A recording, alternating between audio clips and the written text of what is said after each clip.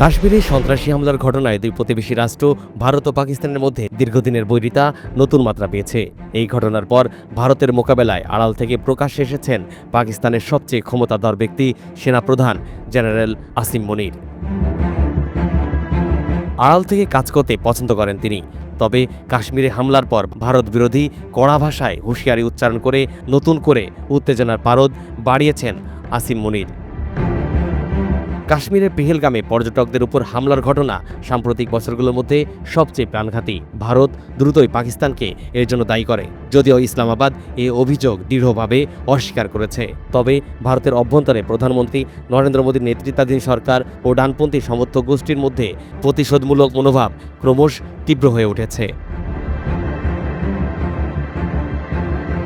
এই পরিস্থিতিতে অনেকটাই অপ্রত্যাশিতভাবে পাকিস্তানের সেনাপ্রধান আসিম মনির সামনে এসে ভারতকে সরাসরি চ্যালেঞ্জ জানালেন।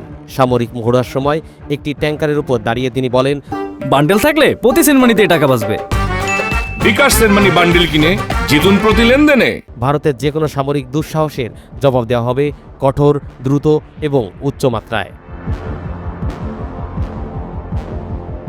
আসিম মনির সাধারণত পদ্মার আড়ালেই থাকেন। তিনি শুধু একজন সেনাপ্রধান নন, বরং পাকিস্তানের ইতিহাসে বিরলভাবে দুটি গোয়েন্দা গোষ্ঠীর প্রধান হিসেবে দায়িত্ব পালনকারী একজন সামরিক কর্মকর্তা। পাকিস্তানের ISI এবং MI এর প্রধান হওয়ায় অনন্য তথ্য ভাণ্ডার ও ক্ষমতার জায়গায় তিনি।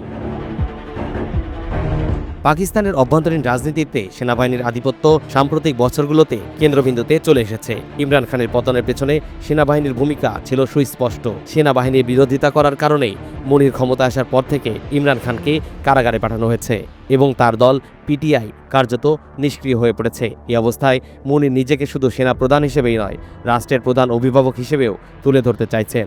বিশ্লেষকদের মতে তিনি জনপ্রিয়তা নয়, নিয়ন্ত্রণ চান। তরিকুল ইসলাম, NTV অনলাইন।